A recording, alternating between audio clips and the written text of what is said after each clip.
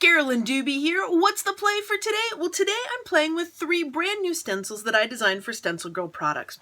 And the first one is called Alternating Circles. And the second one is called Alternating Diamonds. And the third one is called, yes, it's another alternating, it is Alternating Ovals. Now these 3 stencils, I'm going to show you 3 ways to use these, each one a different way, but they each have some shortcuts, some ways to make things look like you spent some time on it, but really didn't have to spend a lot of time on it. Because you know me, I'm not a really patient person. I want to see some results without a whole lot of waiting.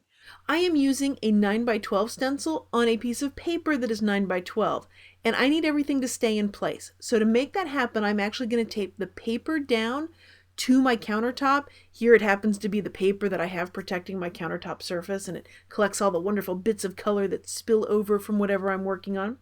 I'm going to put the stencil in place so it's right over the piece of paper, and then I'm going to put tape holding the stencil down. So it's actually 2 sets of tape. I've really gone way out of my comfort zone here and put an absolute amazing amount of 4 pieces of repositionable tape down here. What I'm going to do next is I'm going to bring in a cosmetic sponge and some plain black acrylic paint. Nothing fancy here, and I am just going to stencil this. If I want a crisp image, I need to use a smaller amount of paint, and I need to pounce up and down. The more I go in an up and down motion, the less paint that goes underneath the stencil and makes me have an imperfect line. Now sometimes I really love that imperfect look, but for today I'm striving for a crisper image. So that's why you're going to see me try my best to remember to go in an up and down motion. So most definitely you're going to see some times when I don't exactly do that. So, kind of do as I say, not as I do. Or be happy if some paint runs underneath your stencil, which, by the way, I usually love that because that's an oops to me, an outstanding opportunity presenting suddenly. And you're probably thinking, by the way, that I've just made an oops. I totally skipped one of those circles. I must have completely and totally forgotten to do that. But no, actually I didn't. That wasn't an oops. I am purposely leaving some of the circles empty. I'm not going to put black paint on them because I'm actually going to come back with another color and put that right on those circles that are still white, and it'll look like I worked really hard to do this, but you and I will both know how absolutely easy this was. So I'm going to bring in a second color, and this time I'm using a teal color. So most of it's going to be in black, and then I'll have 3 spots in the teal. And yes, notice how I'm so delicately, so carefully trying to just pound straight up and down, because that straight up and down motion will give me a crisper image. And I gotta tell you, behind the scenes in my head, what's going on is, let's just make this go faster. If you just kind of go side to side, it'll go faster. But I'm showing some restraint, and I'm very carefully making sure I use a small amount of paint. That way I'll have a nice crisp image, and I'm going in this delicate up and down motion, it seems, today.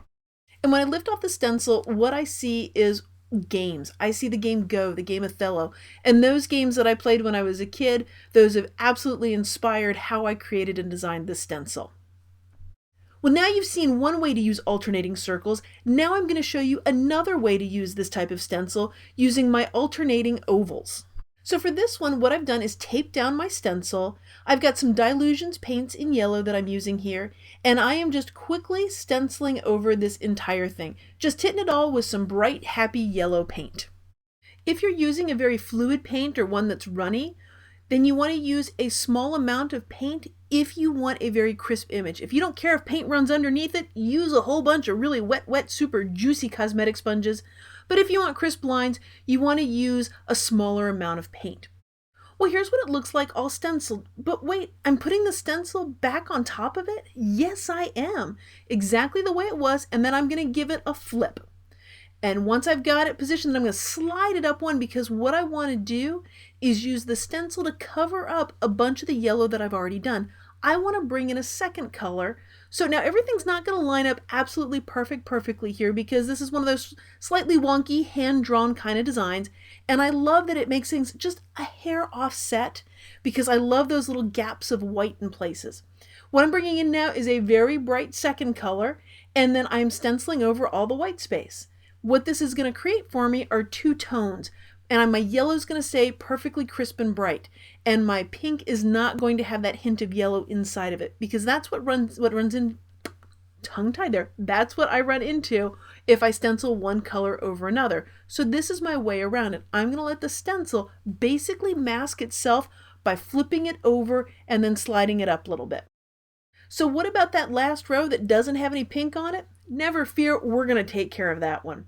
What I'm going to do is slide the stencil down to that bottom part, and I'm just going to line it up, and I'm going to use, I want the pink showing and the white showing here, because the white, well, basically I want the yellow covered up. So I'm covering up the yellow, and what I'll see now is pink and white. Any of the areas that are the big white areas, I'm just going to take that cosmetic sponge and turn them into pink. This way I've got two tones happening over the entire design.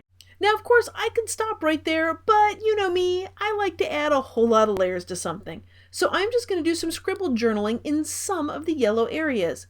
But as long as I've got that pen out, I want to keep playing with it. I kind of want to trace some of the lines, and I can do it really carefully, or I could let the stencil make it quick and easy, because I'm all about the quick and easy here. So by putting the stencil down, I can just really quickly trace around the edges of it, and this way I'll have all the lines happening over the entire thing. I'm letting the stencil do the hard part and the work for me, because otherwise I would have to be all careful and precise. The other thing is you're probably noticing I didn't line the stencil up very well at all. And that's on purpose. I really like the offset look where things just looks like it's just a hair off. By using the stencil and not lining it up carefully, that's the look I'm going to get. And the techniques that I'm showing you here for one stencil will absolutely work with all three of the alternating shapes in this series. Well, now let me show you the alternating diamond stencil. For this one, I've got the paper taped down, and I'm using a pencil simply to trace around the boxes. I'm not worrying about the diamonds. I'm just simply going for the outsides of the rectangles, the boxes, that kind of thing, because I'm going to use that as a guide. So I'm doing a very light penciling job, and it can be very, very sloppy because I just need a general idea of where these areas are on the stencil.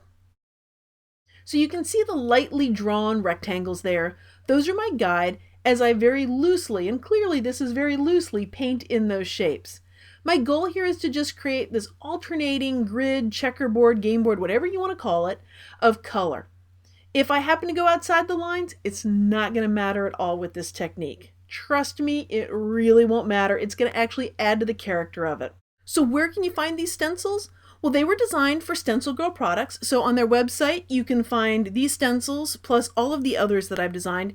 Plus, there are lots of other wonderful artists there who have lots and lots of inspiring designs too. So lots of goodies to check out there over at stencilgirlproducts.com. Once I get this all filled in, I'm going to need to do something that is very, very, very difficult for me to do, and that is let it dry. Now, I could do this crazy thing called get out the heat gun and help speed it along, but for some reason, I really don't seem to do that very often. I like to let stuff air dry. Maybe I just don't like using a heat gun. But anyway, back on to point here. Now that it's completely dry, I'm ready to add the next layer. I'm going to take the alternating diamond stencil and I'm going to line it up so that the grids of color fit about the grids or the rectangles that go around the diamonds. And then I'm going to hold it in place. Probably wouldn't be a bad move to actually put some repositionable tape down to hold it in place. So I decided I'd actually, take the time, line it up, and just put a small piece of tape down there to hold it in place as I get ready to bring in the black acrylic paint.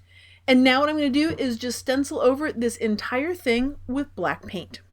And just as a reminder, if you want to have a very crisp image, you want to use a small amount of paint. You want the drier the sponge or the brush or whatever it is you're using, the crisper your images will be. If you're using a lot more paint or it's very juicy, you're more likely to have paint run underneath. They give you different looks. They're both good, so it just depends on what you want to get when you're stenciling. And right now, I'm trying to stay on the lighter side of paint, but I really like the look of heavy paint, so I'm kind of going in between, back and forth, and actually kind of doing both of them here. And this technique, of course, can work with any of the stencils in the series, not just the alternating diamonds. Well, I bet you can spot the area where I had a lot of paint on that cosmetic sponge and it ran underneath the stencil. If that ever happens to you and you don't like how it looks, there's a quick and easy fix for it if you get to it quickly. So I'm going to take a Q-tip, and since it's a dry Q-tip, it didn't move the paint at all. Oh no, am I stuck? Not at all. Now this time it's a wet Q-tip.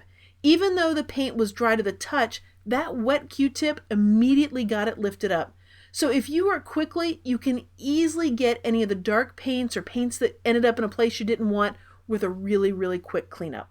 Well, thanks for joining me for today's play. If you've enjoyed this video and would like to see more videos, hit that subscribe button. That way you'll know as soon as my next one is out. And if you'd like more play right now, I've got a free newsletter that has a downloadable video and PDF waiting for you, as well as a free workshop called Permission to Play.